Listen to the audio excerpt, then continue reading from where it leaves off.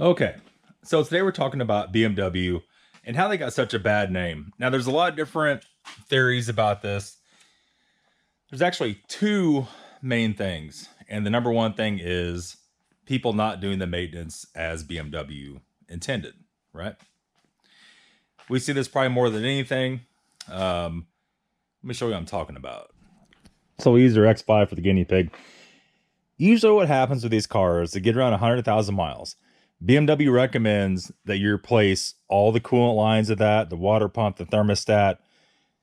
Those things right there, that's probably 80% of what goes wrong with the BMW. So instead of what happens, people replace one coolant line that's leaking, or maybe only the two hoses. They don't replace the ones that are in the intake manifold. They don't replace the water pump or maybe the thermostat, but not the water pump or vice versa. That leads to unpredictability when it comes to breaking down. In 100,000 miles, they also recommend you replace the coil packs. Your spark plug should have been done twice by now. Your DISA valve on these older cars. Most cars that have the plastic valve covers also call for the valve cover to be replaced at 100,000 miles. Now, if you're really going to go out on a limb, if your radiator looks bad at all, throw it in the trash, put another one in. They're about 60 to 70 bucks, depends on what brand you get. Not only that, on top of all your maintenance, the front control arms, all that other stuff, tie rods. At that point in time, you'd be on your second set of front brakes, probably your first set of rear brakes, and those kind of things. Now, other than that, these cars, a lot of you guys scoff at me, they really do not like to be kept outside every day. And you see that reflect in people that keep them inside, that have a garage, and people that don't. The ones that are kept in the sun all day, or they're freezing cold, or both, tend not to hold up well. You tend to start having a lot of things like this happen. Stuff kind of deteriorate and get rusty. If it's outside, you start seeing the black trim peeling off. This one isn't doing it really yet. And the biggest thing, of course, all the seals around the windshield and rear glass, if it's a car, tend to corrode. And then you get crap like this in here, leaves, which can also stop up sunroof drains, which can also get in your ECU box on some of the cars and back it up. And I guess the other thing about parking outside is rodents. And you see me always bitching about that here. We have mice, squirrels, and rabbits always chewing everything up. It's at a epidemic proportion here where I live. We're pretty close to the woods. And this time of year when all the squirrels are out eating all the nuts off the trees, they're also trying to find places to stash those. They also chew up plastic on everything and so forth. But that's one part of it. The other part of it is everything's plastic, right? That's not just BMW anymore. That's every manufacturer. Yes, the valve cover lasts forever if it's made out of metal and the PCV wasn't routed internally in it. But that's just not the way it is.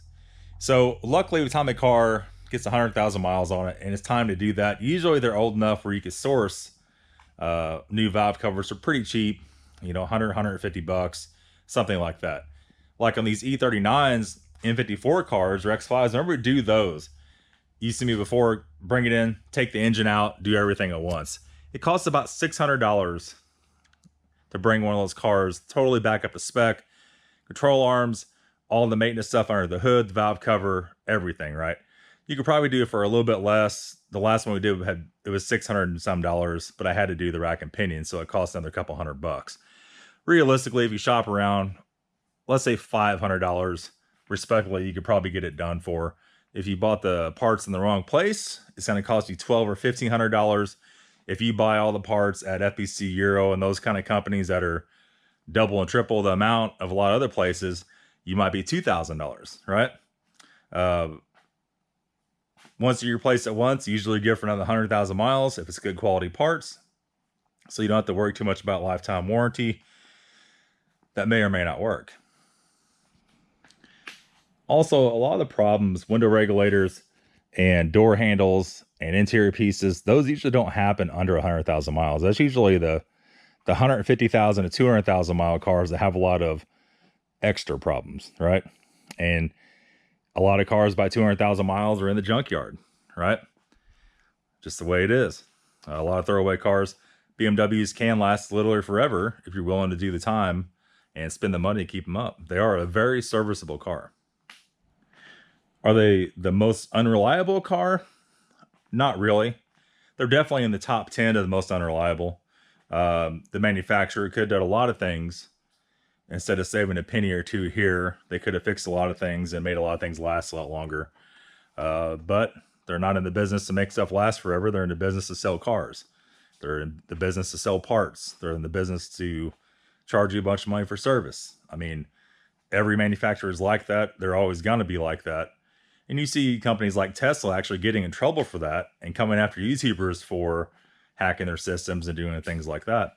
BMW usually isn't that crazy about it that I've seen, but nothing's out of the ordinary. So a lot of you guys also ask, what's more reliable, Range Rover, Jaguar, or a BMW? I would say BMW. That's my personal experience with it. A lot more design issues with a lot of the Jaguar and Range Rover stuff. A lot of more unfixable. Like, you're not going to be able to do all the maintenance and drive that car 100,000 miles like a BMW. Usually you can. If you know what to do and when to do it, you can make one pretty reliable, I would say. And as far as failing modules, we're back to there again. Most of these modules fail because of rain intrusion in the car, or extreme heat. You know, a lot of iDrive systems fail because of that. And we've seen that when I left my iCom out in the car and high heat and tried to use it, and it ruined it. So extreme heat inside the car ruined a lot of stuff. They are a lot more sensitive of a car. A lot of you guys are like, oh, I could park my Chevy Cobalt out in the sun all day. Yeah, but it has like no electronics in it. So you kind of have that. And if it does have navigation, it's like the worst navigation you've ever laid your eyes on. So you have to look at it like that. There's not a lot of high dollar electronics in there. BMW is kind of always ahead of their time. They always had stuff kind of before the rest of the manufacturers did, for the most part. And then when you get new stuff like that, you also tend to have more issues with it.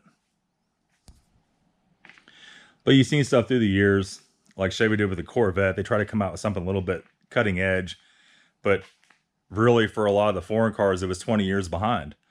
And if you look at the interior of a Chevy or a Ford in the early 2000s, BMW was light years ahead of them, right?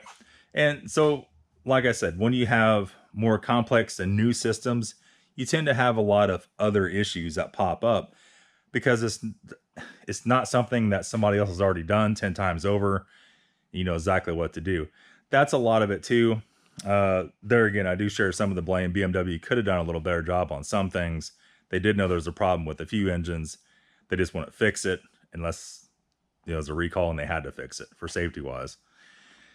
That's gonna be it, guys. I mean, that's my opinion on the BMWs, why they got the bad name. Yeah, let me know what you think in the comments. I'm sure you will. We'll see you very soon. Have a good day.